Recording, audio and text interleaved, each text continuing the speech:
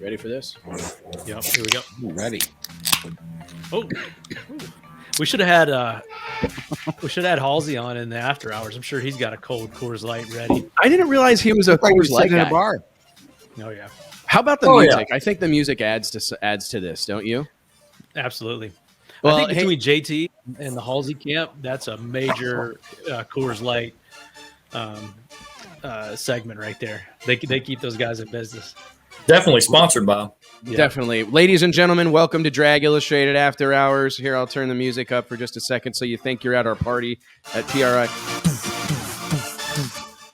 We brought in one of our... I thought about this over the weekend. I said, we need to bring a guest in for After Hours. It needs to be somebody that's got like a perspective on a lot of different stuff, not like a singular focus. Obviously, he has a singular focus as the GM at Virginia Motorsports Park and the series director at PDRA. But let's give it up for my buddy, longtime friend, and Drag Illustrated 30 Under 30 alumni, Tyler Crossnoe. What's cracking, big dog? Man, I woke up from my nap, man. I just want to thank everybody before me for talking long. Let me catch up on a nap. JT woke me up. So you were sleeping during our show? Kick him off. Bye. Hey, it's after 5 here on the East Coast. Yeah. Exactly. Will Tommy and Judy let you sneak in a drink, or is that you got to go off property? Oh, there we go. Oh, there we go. There we go. Oh, my goodness. Stan Waxberg says too many guests. We had a lot of guests today. I thought it went really well. We had a lot of fun. I had fun watching. I think it's tough, man. That was pretty good managing all those guests. There was so much drag racing last weekend. Robin and Justin together. You know what I mean? Golf clap. We kind of had to get everybody on. Cut us some slack, Stan. Yeah, I think, to be honest, when it's weekends like this, there's just so much to cover. And if you think about all the people we left out, I mean, because in fairness, like we could have heard from Kevin Rivenbark. We should have probably heard from John DeFlorian, right? I mean, we probably should have heard from Alexis DeJoria. Like Mike Salinas hasn't won in a year, right? We probably should have heard from Mike Salinas. And it's just... And I kind of actually really relate to Robin Roberts because I'm that guy too that wants to like get along with everybody and I want to be everybody's friend. And, Sunday night when races are ending or Saturday night when races are ending, I'm taking notes like, okay, this guy's well-spoken and verbose or this guy's funny, that type of thing. Because I want to have them all on because I want everybody to have their moment in the sun. I mean, like, I'm really proud of the platform we've developed here. We get a lot of eyeballs. We get a lot. We can provide a lot of exposure to people. And I know it's important it's great for us selfishly, but I want guys to get the opportunity to thank their crews and talk about their backstory and let people get to know them a little bit. So I apologize that we had an action-packed show today, and we'll probably pull it back to our normal 2 or 3 guests next Wednesday. But Mike, I really think this is setting the stage for us doing 2 shows a week in 22. I think that's where it's headed. Yeah, and someone in the comments said, "Does Wes know that there's actually a Tuesday night no prep King show?" Also, I delete it. I tried to delete the comment. I know it's on, but it's so much. Like I so here can't. We go. Three nights. Yeah, 3 nights because I'm doing 3 nights, 3 days right now. Like Mondays is the Drag Illustrated ride along. This Tuesday we got the Carusos. It's not easy, man. It's a lot of work that goes into this. It's a lot of work. We'll learn from you one day. Oh yeah. Well, hey man, Tyler, right here in front of God and everybody else. Congratulations, man. I hope you feel good about, you're very a grateful young man and you're quick to give kudos to everybody on the team and you were naming names, Kyle, John, Tommy, Judy, you were dropping names left and right and you do a great job. You're a gracious young man, but you deserve some credit, buddy. That was a great race, a fantastic event this past week. They've all been great. You've had a ton of killer ones in 2021, but that was it had to feel good to end the year on that note. It did. To end the year on the World Finals ending when it was supposed to, ending actually on time when it was supposed to, even after fighting weather on Saturday, losing a little bit of the goal that we wanted to accomplish by getting first round of some of the sportsman classes, some of the big fields done on Saturday, get ahead for Sunday. Lost some of that time. We actually would have been done around an hour earlier based off of kind of our run times on Sunday if we could have got that in on Saturday. But hats off to the team, man. I know they are still hating me from being in their ear all weekend long going, look, we're 2 minutes behind. You need to come on.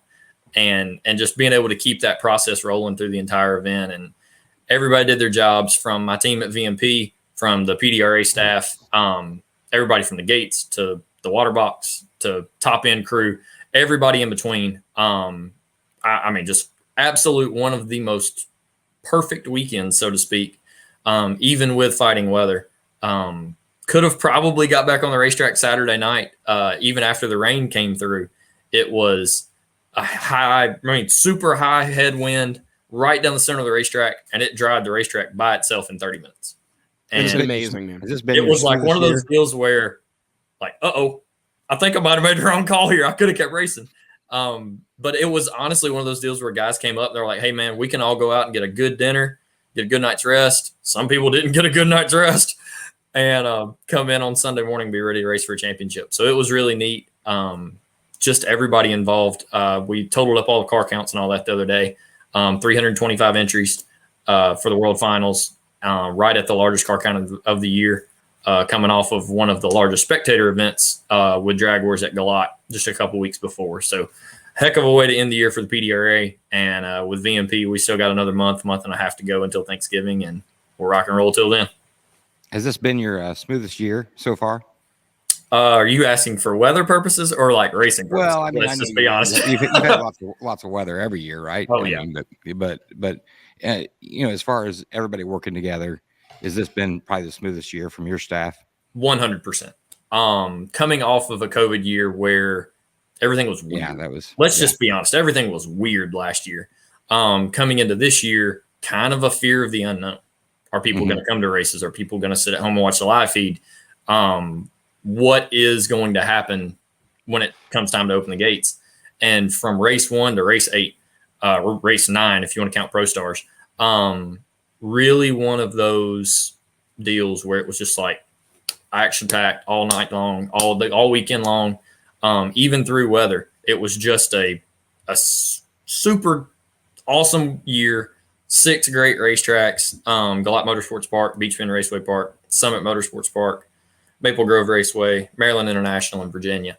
And to ask for better track partners, better facilities for our racers to go out to, you can't ask for any better, in my opinion. It was just one of those years where even though you got hit sometimes with weather, you just roll through the punches and keep going. And Tommy always tells me he's the world's best at it.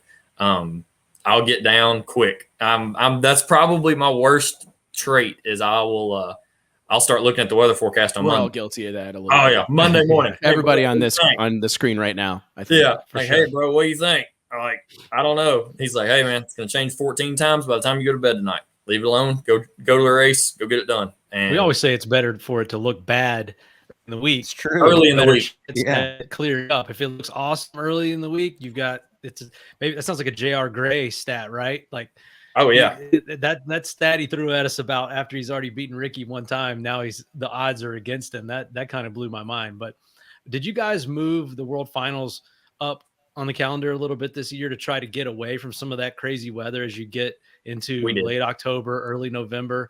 I know you still battled it a little bit, but at least it wasn't cold or fog, dew. You guys I think you had a hurricane one time. I mean, you guys have battled everything. So actually, the Galat race, we moved the Galat race back a week and the World Finals up a week. So it actually made that turnaround tight. But for the first time ever in Galat history, we didn't have a hurricane at Galat. That was between Galat and Maryland. Those were probably It's funny to hear that out loud. Oh, yeah, it's serious. It's like, oh, yeah, for the 3 years I've been here, every time you go to Galat in September, it's like, oh, yeah, it's going to rain. But we had a perfect race down there. The staff at Galat had everything perfect whenever we walked in the door. And it was like, oh, I'm going to put my feet up real quick and going to hang out for a little bit of time. And then we come to Virginia and same thing. You move it up a week. You think, man, we're going to be good. Coming into the week, weather forecast looks great on long range. You're like, man, it's going to be awesome. Get up Monday morning. And this was kind of like the behind the scenes, like, oh my gosh, nobody sees this. Get up Monday morning and you can't see the Christmas tree from race control, as foggy as it is. And I'm thinking, oh, it's Monday. We'll be fine. Forecast shows good. It's no problem. So Monday we keep going and get a phone call from a machine shop that was doing some work for us. And they actually exploded the axle for the rotator on Monday morning. And we're like, uh-oh, that's like the most important piece of equipment we need. Start making phone calls, trying to find out if we can find anything. And nobody around us has got a spare. Oh, boy, what do we do? Randy Lee, who works for us, is a machinist and robotics programmer and all that, had the idea of calling a metal shop in North Carolina, had steel in stock. He drove 4 hours to North Carolina, grabbed it, came back. We cut it, tapped it, all that stuff, threw it in. At the same time, Larry Crisp and Vandermeer is overnighting me one from there just for the fact of, hey, look, we know it's one not out here. Yeah, we know you're going to need one. That's not going to get you through. And the one that we went and got in North Carolina on Tuesday got us through Wednesday and Thursday. Thursday night, we went to change tires and it twisted itself in the bearings. So we had to cut it out, put the new one in. All while on Wednesday, our backup tractor and one of our other pieces of equipment had a sensor failure and lost it for the entire weekend. So do you ever because this sounds crazy. Oh, you know what I yeah. mean? Like people, I look at this sometimes and I think if we told these stories to anyone else, they would be like, y'all need to stop. Y'all dumb. Y'all need to stop doing what you're doing. I quit 3 times this week. Just letting you know. Or last week. Just letting you know. Yeah, And, it's over. Give up. Yeah, it was like, flag on the play. It's just not going to work. And when I see these racers on the side of the road broken down, looking for someone to pick up their truck, or like, hey man, if you've got a flatbed, we'll just unload the car, and we just want to get it to the track. And I'm like, how about just go home? Like, just like screw it. It's not going to work, guys. And I find it very impressive. I really, really do. The dedication level that exists at every level of drag racing, it's pretty impressive. I'm curious, being the ultimate, I mean, you just spent 20 minutes telling us about how hard you had to work on the tire, the rotator. Tell me, what's your take on no prep, right? Like, does it make your skin crawl? Do you appreciate their place in the industry, or what's your take on no prep racing as one of the original prep guys? Yeah. I will be honest. This year was the first year that we hosted a MPK event. That'll be airing shortly, a couple weeks on Discovery. I will be honest, I had an absolute blast at the event. I came into the event going, this is going to be different. Normal process for us is, hey, go out, we're going to scrape the racetrack. No big deal. We do that monthly, even weekly on times. And the processes were a little different. Normally you go out and start dragging the racetrack, putting the rubber back down. Well, instead of that, we put the scrubber on it and started scrubbing it, taking more glue away. In our racetrack, we have a problem with water at times. And what I ended up doing was taking it extremely down to bare nothing on the starting line. And it was one of the deals where some people were like, man, it's not no prep enough. And I'm thinking, there is no more no prep in this. Like, you can't get any more no prep. Real quick, so that people that are watching this, I recognize here as we've kind of gotten into, got our YouTube channel growing, and I do want to encourage everybody that's watching, please make sure that you're subscribed to the Drag Illustrated YouTube channel. We really feel like we're just getting started. Super proud of this show, super proud of the stuff we're doing, but we really believe we're just getting started. We have a whole lot of cool stuff to come late 2021, and a slew of cool stuff that's going to happen in 22.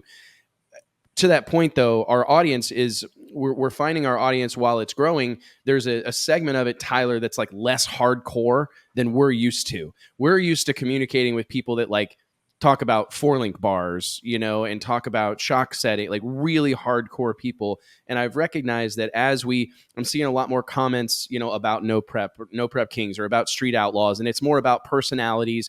So could you, for the people out there that don't understand how this happens, I mean, what you have done for many, many moons now has been go to tracks and prep them to the nines, right?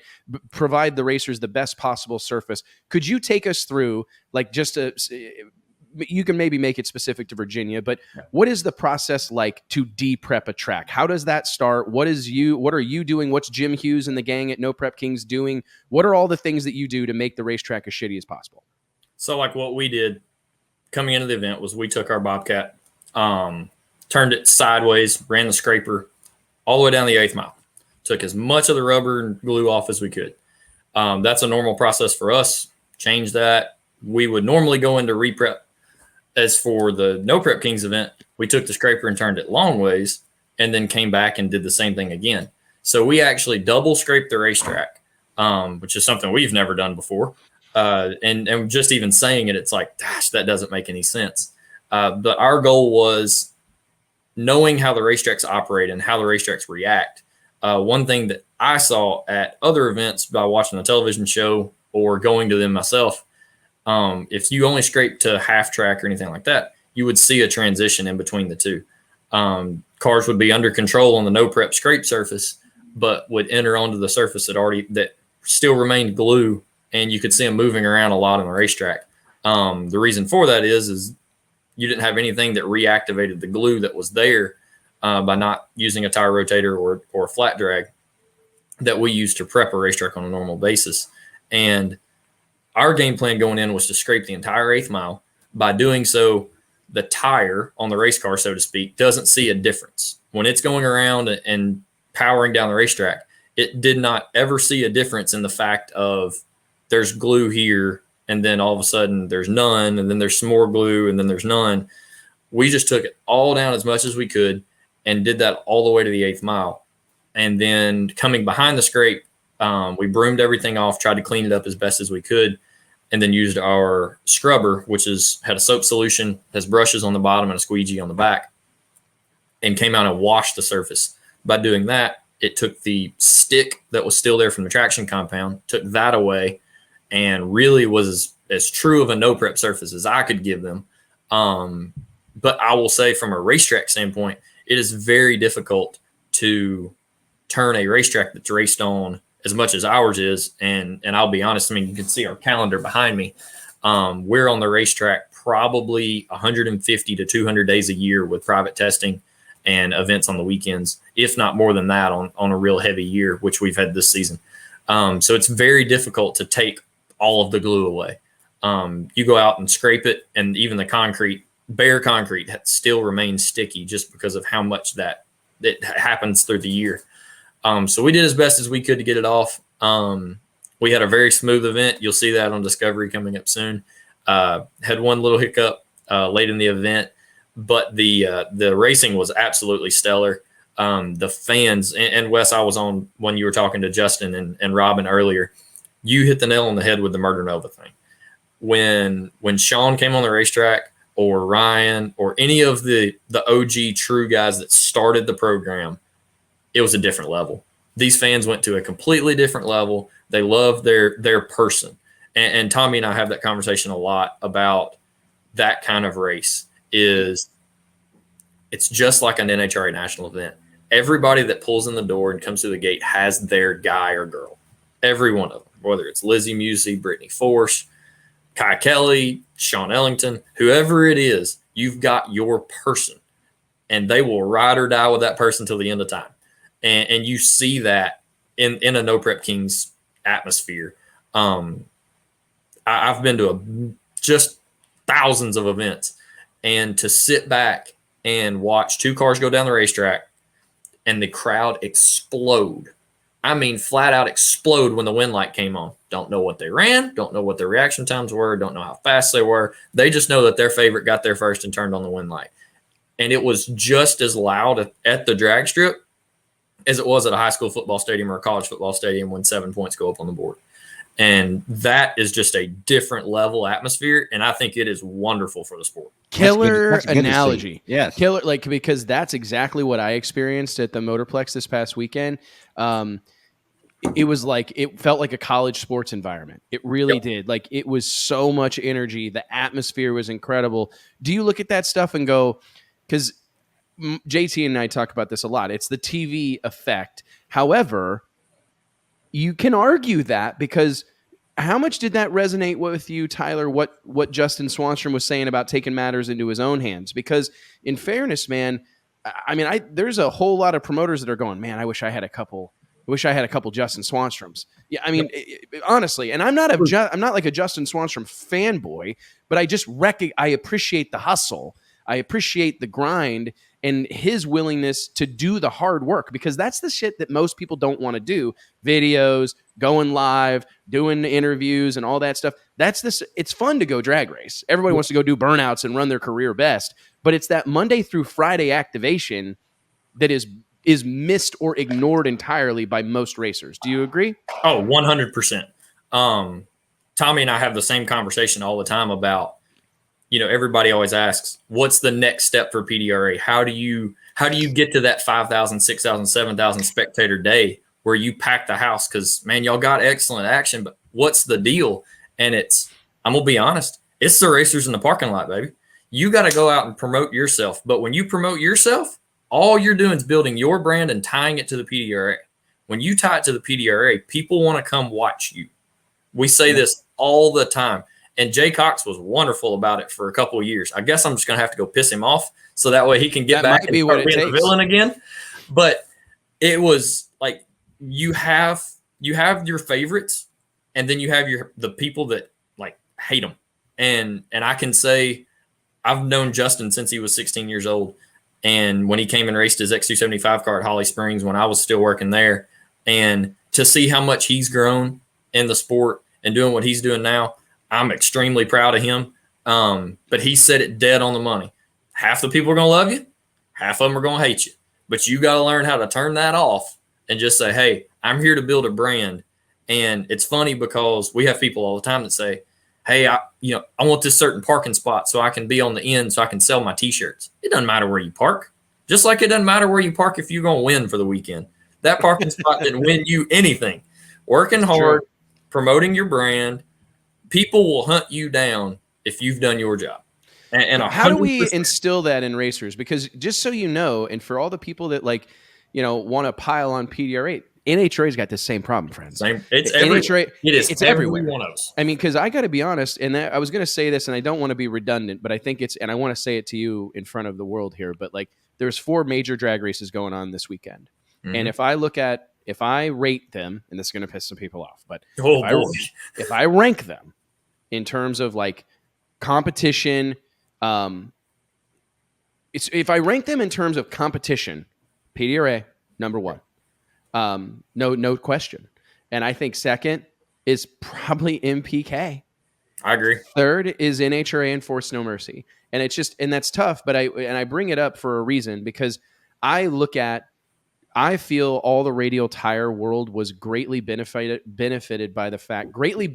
from guys that were taking matters into their own hands. Keith Berry, superstar, live all the time, posting all the time, stirring shit up all the time, showing up to the Drag Illustrated party in a limo, doing all these things to build this persona, right? This guy was buying full page ads in Drag Illustrated magazine just to promote himself. Yeah, I mean, literally pictures of, right? Hey, JT, I wanted to make it look like a 80s rap album.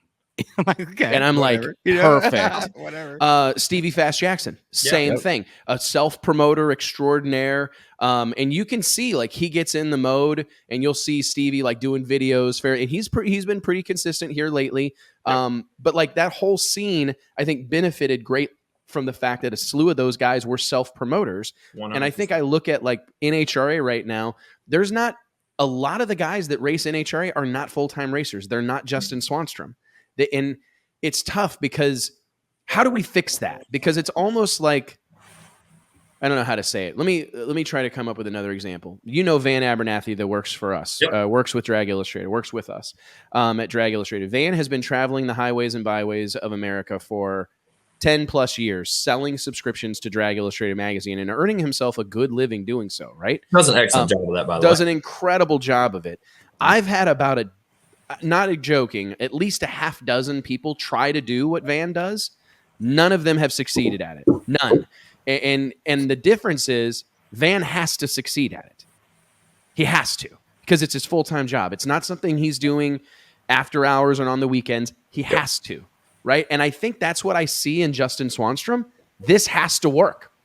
Has to work. No fallback plan, no other deal to take on, doesn't have a degree in bioengineering or something where he can go get some good paying job. Justin has to make this work. And I think, how do we create that for more NHRA guys? Because there's so many of the NHRA pro level teams, they race. I mean, they're racing as a hobby. They've got big businesses. They got deep pockets. They don't got to do this. They don't care if anybody's watching or not. Yeah. Right. How do we generate more people and put them in that situation? You know what I'm saying? That's the hardest part. They got to do it for themselves. Yeah. And I will be honest, for me, when I went out on my own when I was 21 years old, it was like, you know what? There's no fallback. If this fails, you got to go find a real job. And like, not saying what I did wasn't a real job, and not saying what I'd have now is not a real job, but working in motorsports is a different world. I'm not saying you don't have off time or you can't take your own time or whatever, but it's a 24/7, 365 day a year job. When you think, oh man, it's Christmas morning. Well, yeah, it's Christmas morning, but hey, you got to text Wes at Drag Illustrated and tell him Merry Christmas because all the stuff he does for you. And you got to tell all your sponsors and all your crew members and you got to thank all your people. Well, then, oh dang, it's time to eat dinner. It is a full-time job. Yep. And if you treat it as a full-time job and you go in all out, you can make this happen. Like, and not to beat my own chest or anything like that, but I feel like I'm kind of the poster child for it of 8 years or 12 years of doing it, of the fact of there was no fallback. That's the greatest motivator of all time. I agree. I think it really is. Not having a second option or not having something else that's going to fix everything. Yep. It is genuinely, I think it's the ultimate difference maker. It's the ultimate motivator. I mean, I think that's why we see guys like Clay Millican. He's a full-time drag racer. 100%. Like he's got a YouTube channel and he's posting content all the time and he's engaged with the fans. Yep. And I just think that his success is directly tied to that. Justin's success is directly tied to that. And I don't know. Your success. Look, I mean, same thing. Drag Illustrated. No fallback there. Jump in with both feet and let's go. And look, this is what we do. Yeah, I mean, this is what we do. And it's and I've said that to people many times, and this is like a little bit awkward to say out loud, but I get like frustrated. I go to the racetrack and take pictures with people, sign autographs, and it's like I don't even race a car.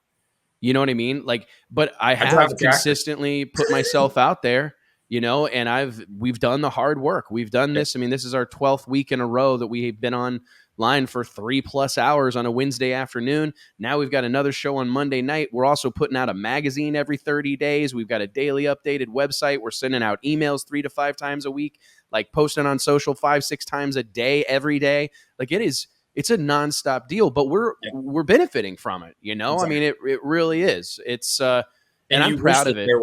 You really wish there were more people that would jump, and it's the hardest thing to do. 100%. I had something going on in my life, and it was time for me to make a jump. That allowed me to make that happen. That was awesome.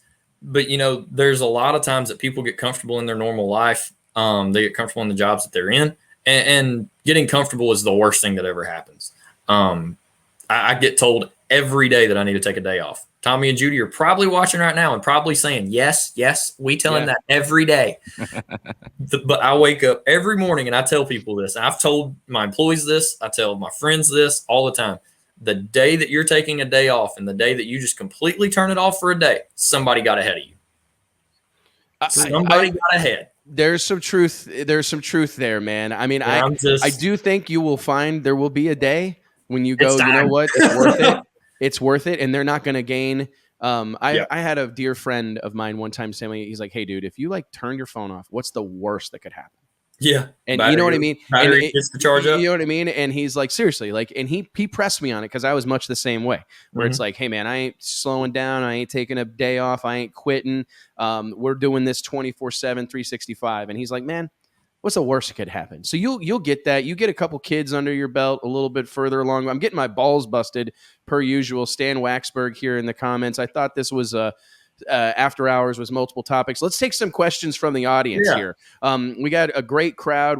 Thank you guys so much. We've had an incredible show today. Tons of people watching along. I can't thank you guys enough. If you have some stuff that you would like us to talk about, Stan, anybody else, if you have a couple of topics or anything you want us to touch on, please, by all means, throw it out there. You got a question? Oh, this ought to be good. I have something. Please.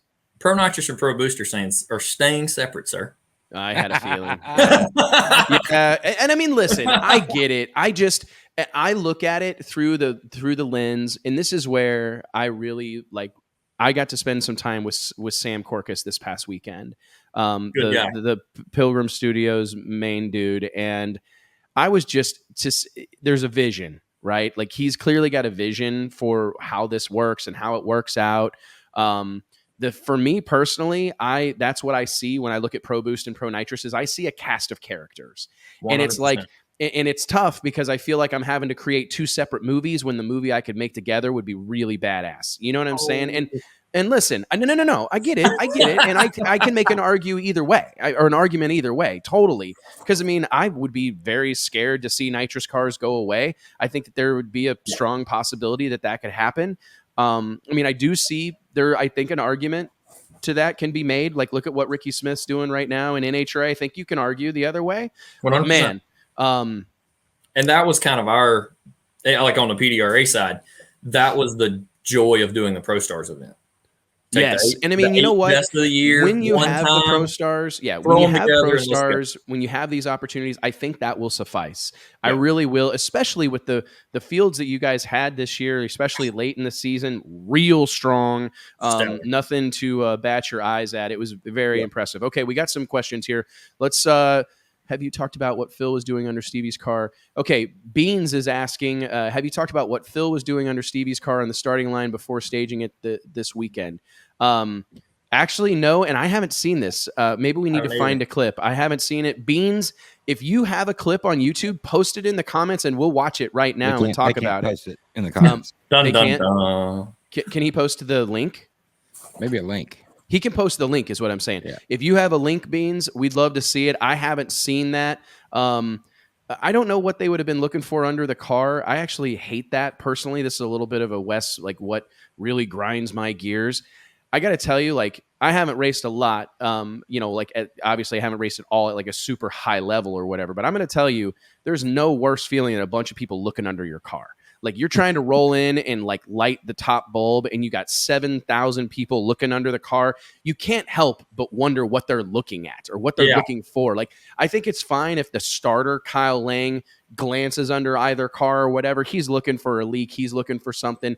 Thank God for that. There's been a lot of race cars saved by a very attentive starter. No doubt about it.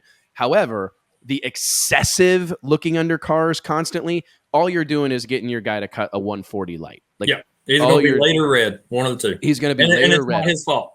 And it's not, man, because this stuff, he probably paid for it, right? So if he's wondering, like, is this thing leaking oil? Like, is the belt off the oil pump? Like, you're wondering, all those things are now entering your mind. So I get completely spun out. Like, sometimes I'm at an NHRA race and it's like, this is high level racing. And there's like all these people like diving on the ground, looking on the car. It's like, stop that. Do you want him to win? You know what I mean? Because you're not contributing to the success of it in this moment. So Beans, if you find a link, throw it up here. Stan Waxberg asks, let's talk about the supply chain shortages for parts. I think all three of us can talk about this briefly. We don't have a single customer at this point in time, I don't think, at Drag Illustrated Magazine. And at different times, we do business with as many as 200 companies a month. I mean, we do business with a lot of different companies from all walks of the racing life. I can't think of one of them that isn't dealing with some sort of supply chain issue. I saw Shannon Davis from Davis Technologies, big brand in the door slammer racing scene, specifically small tire racing scene. He was talking about chip shortages, microchip shortages affecting his business. We've heard it from a lot of hard part manufacturers, like not being able to get their hands on raw materials. And it's everything. It's not just, it's just not in motorsports, No, it's everything. It's across the board.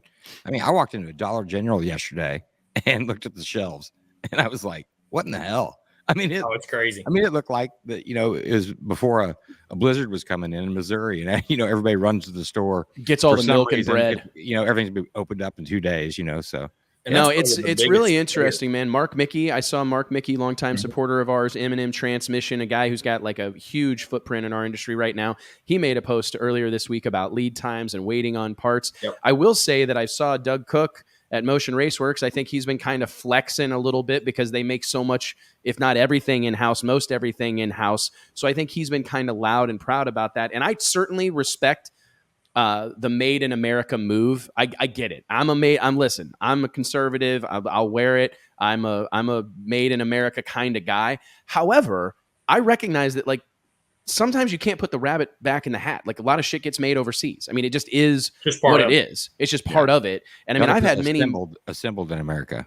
Right. I mean, You I've know, got I a mean, lot really, of friends. I mean, geez. some of my earliest business mentors built their business on products that were being imported. And I hate when jobs are lost to imported companies or imported products or whatever, but like there is a certain amount of that just is what it is. And I don't know that there were factors at play 10 years ago, 20 years ago, 30 years ago that forced that to happen. And it's hard to like hate them now for it. Do you know what I'm saying? Like, hey, they were just doing what they had to do to survive. And I have a hard time. There are people that have, that are just brands and everything they do is done overseas and it's shipped over here. And I'm not a fan of that. I'm not impressed with it. It's not what I like to see. But man, there's a lot of supply chain issues going on in our country right now. I know here in Fort Worth, you can go to any grocery store, not just Dollar General where JT apparently shops, but you can go to all of them. News. No, I'm just messing with you. Yeah. But I mean, every one of them is like, it's insane. I mean, you're walking along and there's like, well, y'all ain't got no Doritos. You know what I mean? Like, it's like random stuff. Tyler, I think this is interesting. Is there any like issues getting your hands on traction compound or anything 100%. like that? Really? We have there. I mean, there's shortages in chemicals, shortages for tire manufacturers. We've heard that from racers, but there's been shortages on chemicals that come from overseas that there's a lot of people that can't get their hands on. And there's a lot of smaller racetracks that can't afford to keep the inventory of traction compound that are having trouble. And which I'm blessed that Tommy lets me go out and get whatever we need and stock up for months at a time. But there's a lot of that going on right now. I've had a lot of phone calls of, hey man, where'd you get this? Or do you know where any stashed back or anything like that? And you want to help people, but at the same time, you're like, I got to race in November, Jack. you and Tommy are the guys that bought all the toilet paper in 2020, right? Yeah, it's for sure. Yeah, Tommy. Judy's happy. Everybody's happy. Everybody's happy. I think that the other thing that's interesting. You. Oh, hold on one second. Hold on one second. Okay. Yeah, 1 second. I just want to say that even Drag Illustrated has been impacted by this stuff, right? Yep. I mean, right now we've never paid more for paper than we're paying right now. Yes. I was We've just about never to say paid paper. more for ink than we paid for it right now. They ship it when they feel like it.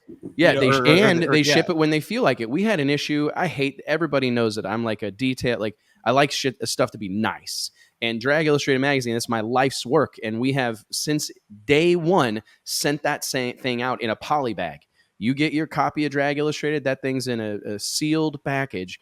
And it's something that it's very important to me. Like it's very important. The last issue of the magazine, we had to send it out without a poly bag because this wasn't a supply chain issue. It was a manpower issue.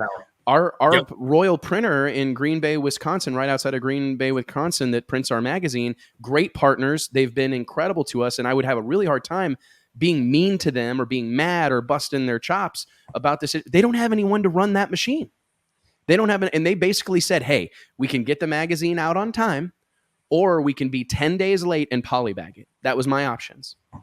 And it's like, you got to send it. We got to send it. We can't wait 10 days. And it was like but it's just, you don't even think that stuff doesn't even, it hadn't crossed my mind that I would ever have to make that decision, and we've had situations this year where like, hey man, the magazine mailed, like I paid the print bill, I paid the postage, trust me, they ding me every month. And it's like, but it's in the hands of the U.S. Postal Service and they're down on people. They're having manpower issues. And we've never had more issues with that than in 2020 and 2021. So it's not, especially when Taco Bell's closed because they can't find help. After bars close. That's a JT problem right there, bro. Very telling. Yeah. Drag Racing Central asks, Tyler, is there a reason to keep Pro Nitrous and Pro Boost separated? Put the light like right. Doop. Yeah, I'll give it to you for a minute. I won't say anything. So I'll be honest. I have been around it now for 3 years, tied closely to the two classes.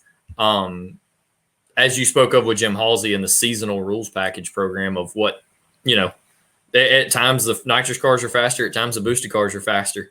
You keep parity a lot better. I will say that from a rules standpoint, it's a lot easier to build parity when they're separated. Yeah. When you have to combine them, the entire goal for us on the rules side of things is to keep them in the same ET range. That way Nobody makes a change when you go to Pro Stars or Shakedown or Yellow Bullet or US Streets or anything like that uses the same rules. So our goals are to make those rules say, hey, everybody's going to go out and go 359. We're just going to use that for an example. Right now, Jim Halsey's been 359. Record in Pro Boost this weekend, Kurt Stedding, 359. Record before, 359. And that's all been done by 3 different power adders. So our goal on the rules is to keep them in that same threshold. But on the PDRA side, for me and for Jason Reese, our new social media coordinator, who did a masterful job this year, I just have to throw that in there. That's 2 different stories you can tell. On the same side of that, at the World Finals, we had 15 or 16 Pro Nitrous cars and 17 Pro Boost cars. You combine that, I don't think you have 33 Pro mods show up. So I think your car count drops. I think your storylines drop, and your show time of a pro show is shortened. It affects the entire program. Then you're looking for another class to either build from scratch or adopt from something else that fills that void, fills that time for a fan to come out and watch a pro show. So for us, I feel like that it's the best fit for the series. For an NHRA, it's not the top fuel and funny car. Right. So NHRA's top fuel and funny car. PDRA is Pro Boost and Pro Nitrous. I'm giving it to you, man. I mean, I think as long as there's a place where it happens frequently, like the Pro Stars event, Shakedown, Snowbirds, as long as there is a place for it, I'm okay with it. And if it preserves the longevity of nitrous drag racing, I'm all for it. We can debate this further, but I want to keep going through these questions. One of your own, Tyler, Kyle Lang. All 3 of us answer this one, and we'll do it rapidly. Best event of 2021. If you want to say a PDRA race, you certainly can, Tyler. JT, let's start with you, though. I'm going to put you on the spot. We've been watching a lot of drag racing. You watched a ton of drag racing this weekend. What do you think has been the best event of 2021? Well, of course, I'm going to say the World Series our race, Yeah, they're one of bonus. Yeah, I mean, my gosh, but I was there, and it was great. But man, I don't know. There's been so many good ones. Jeez, there really has been a lot of good drag races. Like we follow so many different types of drag racing that it's really hard to pinpoint one. Pick one. Yeah, I mean, I love what's going on in pro stock right now in the NHRA. There's a lot of things in the NHRA I love. I like to see Lyle coming in this year. Oh man, that was freaking awesome. Such and then Alex Laughlin going and going top fuel racing. Going top fuel racing. I mean, there were so many great moments across all different types of racing and different sanctions that it's really hard to pick one, I think. It is tough. Tyler, I'm going to put you on the spot since JT chickened out. What do you think was the best event of 2021? I'm just messing with you. So I'm going to do 2. Okay, I'm going to separate this easy. On a selfish note and on a best event that I've been a part of in 2021, PDRA World Finals. Hands down 100%. On the racetrack was the best. Organizational, it went smooth. I personally think out of VMP and PDRA, that was the best event we've had all year as far as operational and performance levels. For me, as a drag racing fan, as a person that grew up in the sport, it was great to see Indy packed again for the U.S. Nationals. Coming off of COVID and even coming off of multiple events at Indy last year with all of the shutdowns and everything that NHRA went through, to see Indy packed again, man, it just kind of brought everything back to a normalcy. I mean, I don't know if that's just weird. No, I think that's actually a really good answer. I really felt like that was like, drag racing's okay because Indy's packed again. If I'm being fully honest, I can't give it to the Door Slammer Nationals. I would last year, and I would say it like loudly and proudly. I really think World Door Slammer Nationals 2020 stole the show. I think it was the biggest race of the year. It was one of the only big races of the year because of COVID, which obviously helped us. But I mean, it was big. It was really well attended, and the racing was lit. Like the final between Greg Anderson and Jed Coughlin Jr. Was so good. And it was so close. They were down to the 1,000th. I mean, it was just a killer drag race. It was killer. I don't think we got the final in pro stock that we wanted in 2021. It was fantastic to see the Quadra brothers go head to head. Neither of the cars getting down sucked. I mean, and it was no one's fault. I mean, the temperature dropped like 20 degrees. The track went from like being raceable to like so tight, so good that like a clutch car that doesn't have 3,000 horsepower, on demand, that's a really tough situation. It's hard. We did get a barn burner in the final of Pro Mod. I knew it was coming. Versus Alex Laughlin. Those guys, it's dark there. It's scary dark. It is. It's there's some issues, and the fact that them guys both sent them things, and it was magical. Awesome. It was magical. Belushi winning was cool, and he was so emotional. Adam Lambert, his longtime friend and crew guy, a shock expert, precision racing suspension, just lost his father. Yeah. So it had a lot of depth to it. It was phenomenal. But I'm struggling to argue in this moment with. I'm really struggling to argue in this moment with you, Tyler, because I think the U.S. Nationals this year was special. I think 70 years of organized NHRA drag racing. I will say this out loud. I think the NHRA is the biggest game in town. I've said it many times. I think for all the things they do wrong, they do an equal number of things right. I will say right here publicly that I feel the success and longevity of the NHRA is not due to the NHRA. It's due to racers. And I mean that because, and that's something that everybody talks about, the oval, right? That NHRA oval is very powerful. It's a very influential thing. It's a status symbol in our industry. But I believe the success of the NHRA is not due to any one person that ever wore that oval. And I mean, any one person. It is 100% based on or rooted in the unique passion. It's different. I mean, I've been around a lot of different sports. Drag racers are a different breed. We talked about all the craziness that you were going through to fix the tire rotator, Tyler. There's 10,000 of those stories every weekend in drag racing. Somebody whose cars broke down, had to borrow a trailer, had to sell their soul to get enough gas or whatever. Those stories are happening all the time.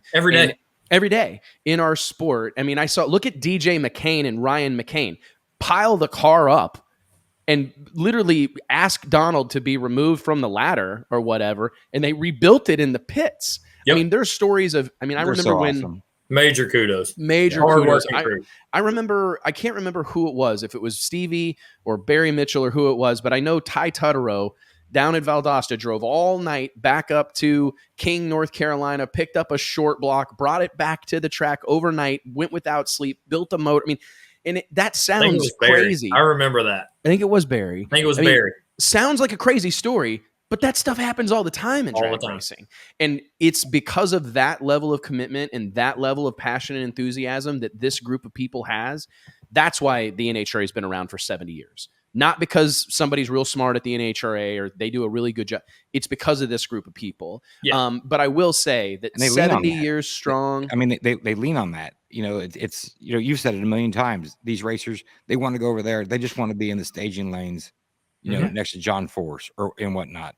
And it's that they've had it for so long. It's not going away. But it's nothing that they're like.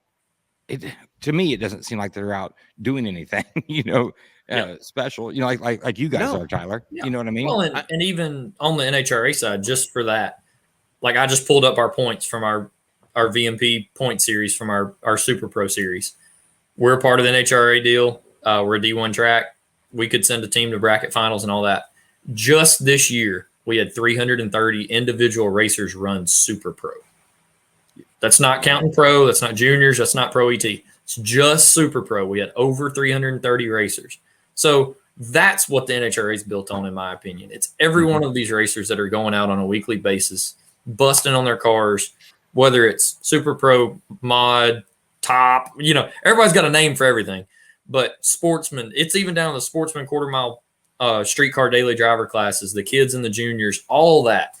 Man, that's what the NHRA is built off on, in my opinion. And agreed. The professional level is just the professional level of it. It's so much more behind that.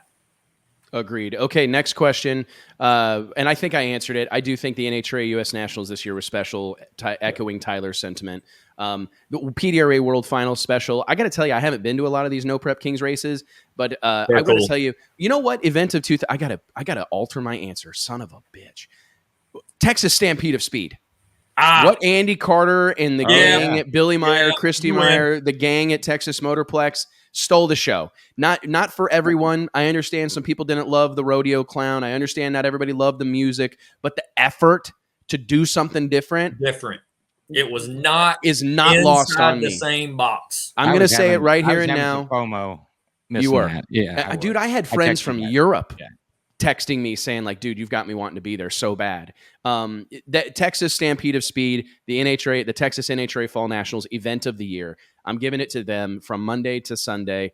Incredible week. Next question was, this was a great one. Stan, another one from Stan, Richard Maskin. I just will touch on this briefly. Yeah.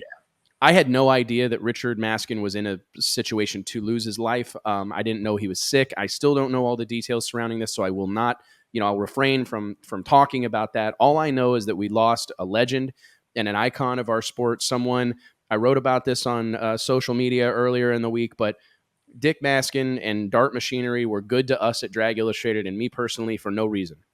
They were nice to me when they had no reason to be nice to me. They opened their doors to me when there was no reason to open their doors to me. I learned a lot of lessons from Dick.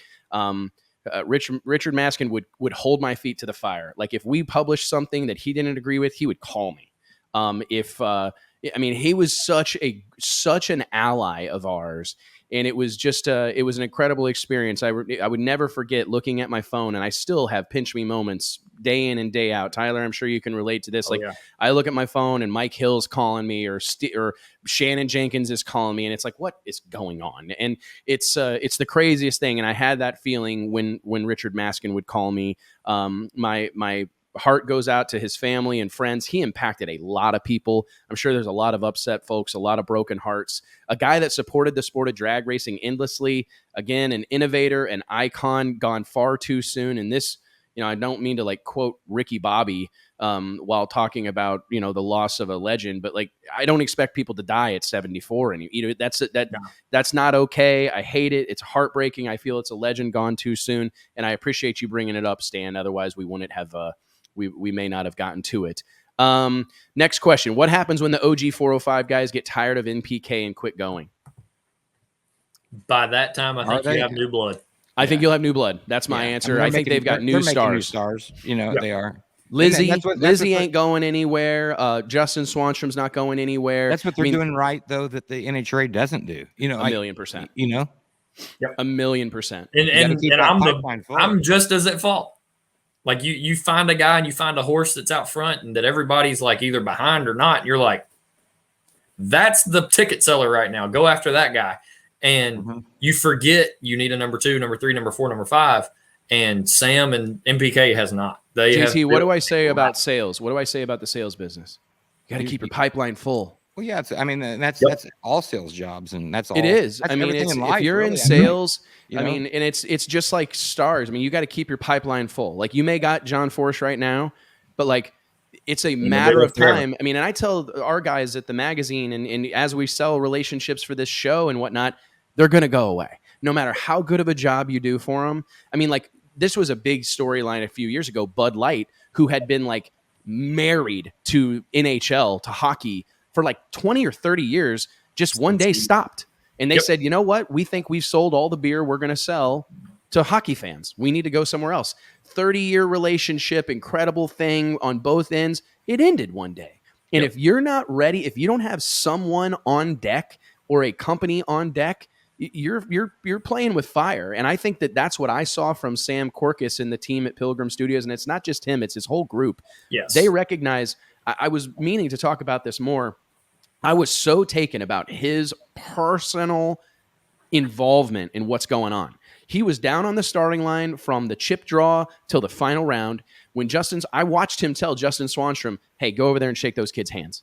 I watched him tell Doc, hey, go over there and talk to those guys. Go over there and talk to those fans. Go talk to your fans. I saw him say it to Monza. I saw him say it to Murder Nova. I saw him tell Daddy Dave to get on the PA. Hey, pick that microphone up, start talking to these people. Give them, I was so proud. I don't even know the guy. You know what I mean? I'm just getting to know him. But I was just like, that's what's required.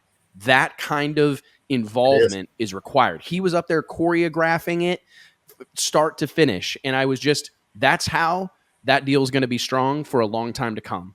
because they're building new stars. They're doing all the right things. So Patrick Tracy, we appreciate the question a lot. Keep them coming, guys. But I do think we're going to see, I mean, Big Chiefs doesn't have a steady presence on this show right now. I think it would be way bigger if he was on there, but I think they're proving that they can do it without him, to be honest. You know? It's like a cooler. You know, you start out with a case, and if you don't put any more beer in there by the end of the night, you're out. It's over. It's over. And you're crawling out of the JW Marriott. Yeah. And we've seen it. Yeah. Let's see, Tyler. Okay, I'll look for a link. I think Street Outlaws caused a resurgence of drag racing. Okay, Billy Carroll backs. I looked for the link on that video. I couldn't find. I can't find. Tried to find beans. That's what I was doing over here. I was trying to find beans. PDRA Extreme Pro Stock would love to see it go to 16 car fields. You know, PDRA Pro Stock, and I don't mean to upset anybody, but they're kind of their own worst enemy a lot. They're always looking for like the grass is greener or another opportunity or something. And I'm not, I'm just speaking facts here, but like there would be 16 cars at those races if they weren't so divided. You got this group of guys going to NHRA. This group of guys are going to go run ADRL. This group of guys are going to run PDRA. And that segmentation, it's never going to help. There's not a big enough inventory of cars to do it. If you had 100, you could probably get away with it. But when you've got 20, from sea to shining sea, it's hard. It ain't going to work, Right. So very difficult. Would love to see it because it's a badass class. Kevin Boyce, great question. But that's a thing that they're going to have to take matters into their own hands. I mean, and they're going to have to. Yeah, I'll be dead honest. We need it, just like NHRA needs 500-inch pro stock. PDRA needs Mountain Motor pro stock. Agreed. 100%. And I think you guys may have to like very vocally stake your claim to it. And I don't know how necessarily that's done, but I actually said this on Monday night. Somebody asked like something about getting Mountain Motor Pro. NHRA, in my opinion, is making a mistake by bringing those cars because I think you can't have JR Gray going out there and run 620s effortlessly because and having hood scoops. Like, I just think you're like, it's just flirting with people. Like, okay, you're going to bring in 4 or 5 times a year cars that represent all the shit that people miss about pro stock, your own pro stock. And I mean, like, 4 tenths faster. What, like, are you guys on drugs? Like, every pro stock fan that I talk to tells me the same thing. Like, man, I miss when they had carburetors and I miss when they had big hood scoops and whatever. And it's like, okay, so NHRA, the plan is to bring these cars in and muddy the water and make people more like, man, I wish our pro stock cars still looked like that. Like, what are you thinking? I mean, it's a horrible idea. I mean, I get it, and I understand the NHRA. Like, I understand the desire of racers, and this is no shot at you, Tyler, or the PDRA, but I understand their desire to go race for a Wally or go race in front of the big crowds, right? Because let's be honest, NHRA draws the biggest crowds in the game. There's no doubt about it. And I understand that desire, but it's it feels to me something like, what's it called? Like, cut your nose off despite your face or whatever. Yeah. Like, I get it. But you got to be careful. You got to temper that a little bit. It's like taking your wife to a birthday party of one of your hot exes or something. That's a different ballgame there. But that was a good one. That was a good one. But that's different. But that's what it is. It's literally like, man, remember what you remember this girl I used to date? You see her? No. Can you believe this? Yeah. No, it's going to be fine. We're going to leave in a minute. No, they're not going to be my here. case of beer and I'm going to go home by myself. No, I mean, I think that was a fantastic example. Let's go Brandon from Josh Timpton. Thank you. I will say I was surprised a Let's Go Brandon chant broke out at the Motorplex this past weekend during Street Outlaws No Preps Kings, and it actually got like loud enough that I'm like, all right, guys, we need to calm down. Like, let's just pull it back. You know what the other chant is. So I mean, yeah, I do. This was better than that. Yeah. Okay. Let's go Brandon, Jason Reese, smiley face, add a nitrous car. Let me keep going here. Sorry. Is PDRA Pro Junior Dragster? This is from John Sears, and I love an opportunity to give some love to my junior kids. So let's touch on this briefly. Is PDRA Pro Junior Dragster the toughest class out there? This past weekend, hell yes. The bump spot on a 790 index was 791 with a 3. No, and there's like 50 kids in it, right? There was 32 or 33 entered. That's a lot, man. 16 car field, 791 with a 1 was the bump. 17 kids cried Saturday. Home, crying. Over. Can you imagine being a little kid, having your mom and dad at least some point along the way, begrudgingly towing your stuff across the country, right? I mean, I get mad a little bit when I have to like take Max to school super early once a week.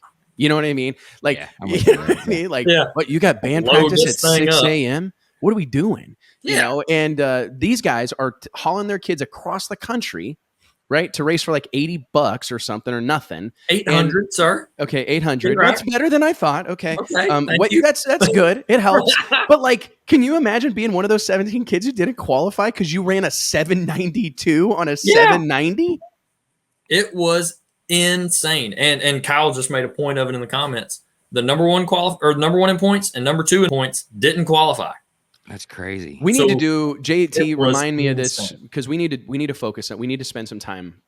We need to do something for those kids. Like, we got to come up with something. We need to sit around and have some drinks or something because that really is with incredible to your see. kids? Okay, man. I mean, No, not we Yeah. sit around and have a couple cocktails and come up with what we're going to do for these okay. kids. Oh, I was okay. gonna After say, hours you was know. going to get real for a I second. say, No, I was mean, saying like I go to let's high find a school way that parties, we but can nothing- celebrate, do something younger than special. that. Yeah. We got to do something And special for even these guys. so, these are kids. For those that don't know, these are kids that are ages of 13 to 17. We have another class that's called Top Junior Dragster that are kids from 8 to 12 years old. The bump in that class, they qualify by reaction time. The bump in that category, a 42. Let me tell you something. If I had to get in one of those things at 29 years old, Well, your little ass could fit in one. I could get in one. The length problem would be a issue.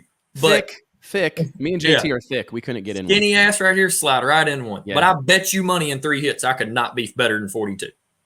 Yeah, no, 100%. Yeah. it's Those incredible, kids man. are talented. You know who we need to say thanks to is all their parents because they could not be doing this. Yes. And I hope all of them know how much we appreciate it. Like our whole team, the PDRA, I think I speak for the NHRA, the drag racing community. There's so many things that you can get your kids involved in. And the fact that you choose to go the hard way and get them involved in drag racing, it means a lot to us. Thank God for those kids. I mean, I was thinking about, Camry Caruso, product of Junior Dragsters. Erica Enders, product of Junior Dragsters. J.R. Todd, product of Junior Dragsters. Preston Tanner, product of Junior Dragsters, right? I mean, Amber Franklin. I mean, the list goes on and on and on. I mean, it's this farm league works. This farm system works.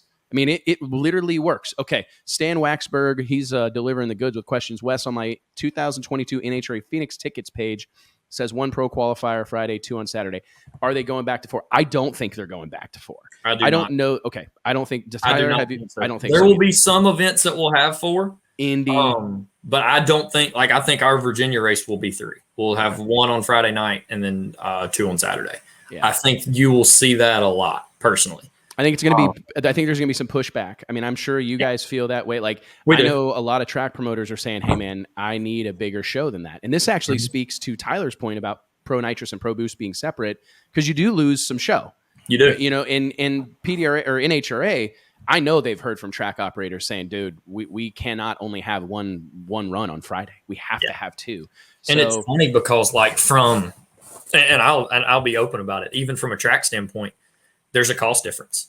How many tickets do you think you can sell on Friday? Do you think it's worth the added cost to do 4 runs? Are the teams going to show up? Are you going to get more car count for 4 runs? Or are teams or some of the lower budget teams going to look at it and say, hey, I can go to this race and only make 3 runs. That saves me 10 grand a run, whatever that cost is nowadays. But that's a make or break for a team that shows up to buy a tech cart for 3 to 4 runs. Yeah. And there's so many ifs, ands, and buts on this hot topic, but there are racetracks that want 4 or die hard on 4. And then there's others that are, hey, look, give me 3 and I'll build a really cool show around it and try to go that route. But I've heard it both ways. Me personally, I can see it working both ways. I see a Friday crowd being one of 2 directions. People that can take vacation and people that can't. Yeah. Are there more people that can take vacation and come buy that ticket to watch a noon to 1 o'clock nitro session? I don't know. But I can tell you there's probably more people that can go to work and or take that day of vacation to be there in time by 6:30 to watch a nitro session. So there's so many scenarios, and I think it's how you want to play the game. I agree. It's an interesting thing. I mean, I heard, what I hear from pro level teams a lot is that like while there's obviously cost associated to running the car, the real cost is in travel and manpower and all that. So like if you're going to have us be here on Friday, let us run a couple times. Yeah. Might as well run. We're here. The hotel rooms are booked. The airfare. I mean, the money's already gone. So I do think that an argument can be made to do like, hey, if you're going to have everybody be there on Friday, might as well let them make a couple licks on Friday. Better for the track in some regards. Not every team maybe would agree with this, but most of the teams want to make a couple runs because about the last thing you want is to not get in on Friday night and be trying to get in on Saturday morning or first session Saturday. I mean, I think giving them a couple shots on Friday improves your show. Getting some of the top cars safely in the field or whatever, so they can maybe get after it on Friday night or get after it on Saturday night. I don't know. That's my kind of take on it, but I don't know what the NHRA's plan on that is. I don't know that it's been really publicized, to be honest. Not really. I mean, even just in talks that we've had internally for our Virginia NHRA Nationals next May, it's kind of been I'm not going to say a hot button topic, but just hey, what do you think? Yeah. And kind of been open for both on the track and on the NHRA side. So it's definitely, it's not the norm that everybody's used to at a national event, but I see positives and I see negatives as well. So I see both sides. We got two good questions here, and then we're going to shut this bad boy down. Y'all got to be tired. We're doing good, man. I got to pick up pizza. What's the deal with Pilgrim Studios and their biggest star, Big Chief, not running in PK? I don't want to talk out of turn here. I don't know all the ins and outs of it, but I mean, I think that's probably along the lines of like a paid appearance type of deal. Like I'm sure Big Chief has certain expectations or certain things that he thinks need to happen for him to be there. He's undoubtedly the biggest star in that universe.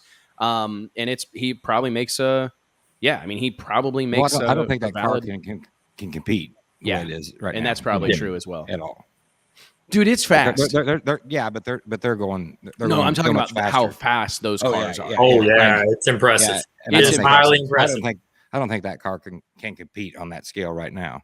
Well, he'd have to build a car, which he could. He could go build a car. And he's been known for years to be public about it and say, "Hey, the track deal's not his ball of wax," and if that's because of the car that he built or whatever that is, but he's been vocal about saying, "Hey, he's more of a street guy," and let's be honest, for the ratings, Sam's probably loving this.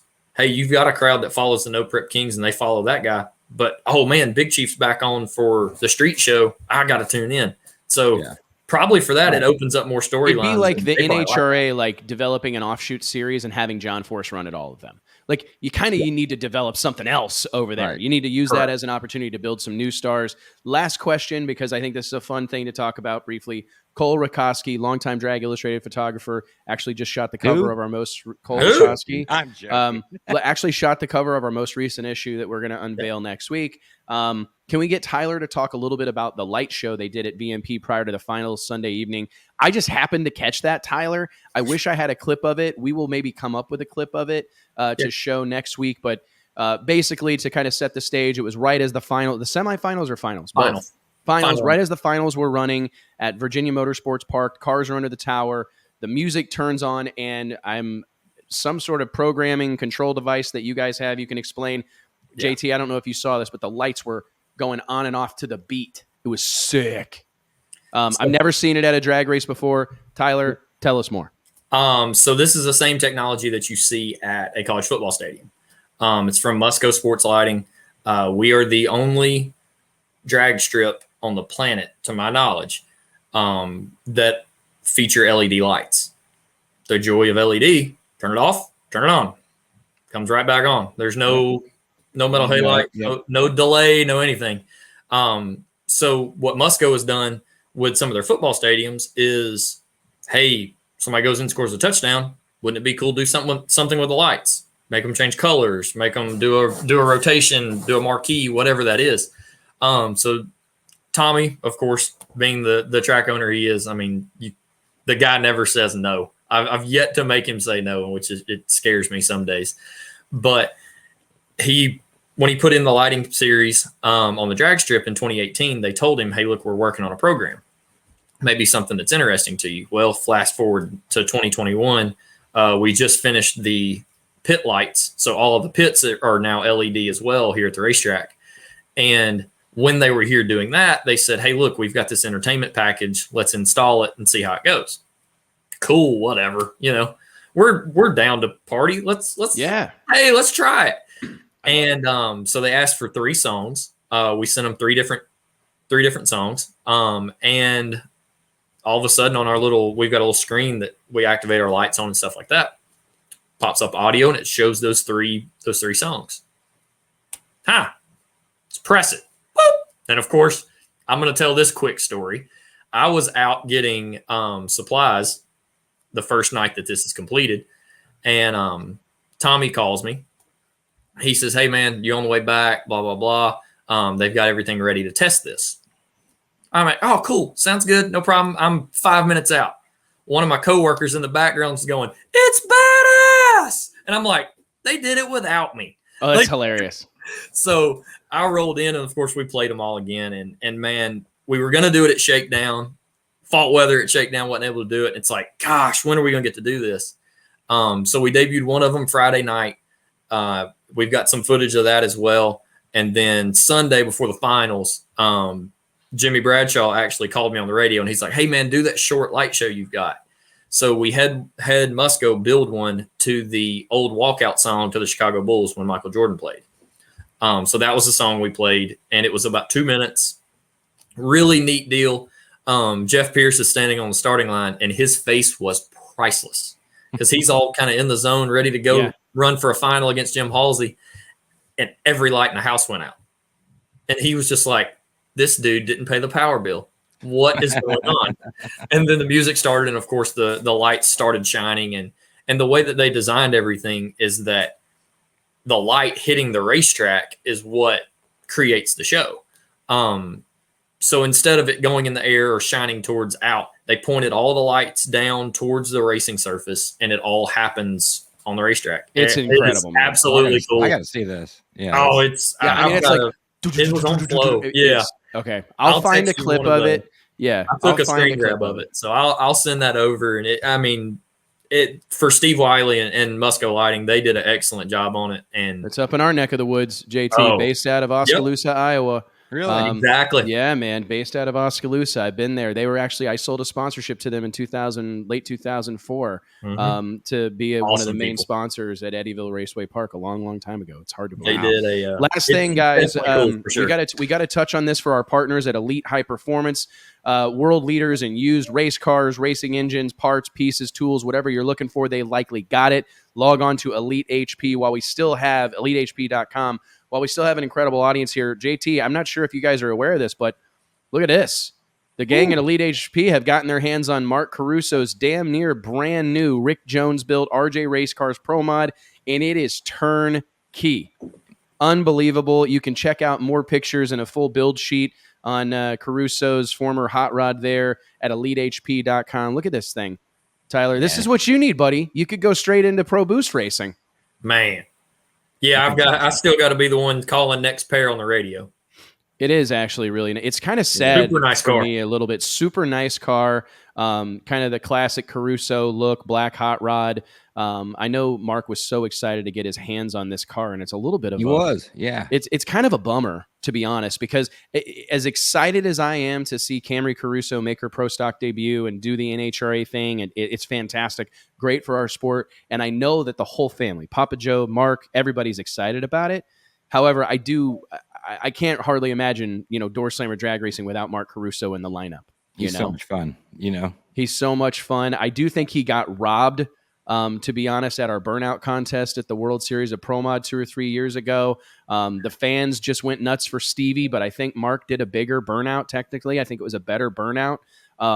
It was like boiling. It was impressive. Beyond the 330s. It was like really, really, really aggressive. And it is kind of crazy to think about him selling his hot rod. But if you guys are interested or know someone that might be, or if you're looking for anything in the racing space, log on to EliteHP.com. Tell them your friends at Drag Illustrated sent you. Guys, thank you so much for being here. Huge shout out to Flow Racing. If you're going to subscribe to Flow Racing, you want to check out the light show we just talked about from the PDRA World Finals. Log on to flowracing.com/Drag Illustrated. Awesome. I had it on my Fire sticks over the weekend. You know, different. I had it in the shop. I had it in the house. man. You know, I had it on every device, and I get in my mind. Yeah, I had it on my phone. You know, people it's there's a lot. Like I would wonderful, see like a comment, somebody's like, "Oh, you know, it doesn't work." I don't know what people are doing wrong necessarily. Yeah, mine works. I have great. no issues Yeah. with it. Yeah. None. No. I mean, it's in great. And It's it like was so high awesome. quality. It was so awesome to be able to jump back and forth between the action. You know, between Tyler and the PDRA putting on their race and No Mercy. I was just jumping back and forth and jumping back and forth. It was awesome. Dude, Friday at our office, Friday. to be honest, it was kind of fun, right? Because like, shout out to our friends at Flow Racing. They gave everybody at the company like a free, login or whatever. So I'm like divvying them out like candy, hey JT, here's your login and password. Nancy, But here's in your our- login and password. In our Nate- work It was like channel. Oprah.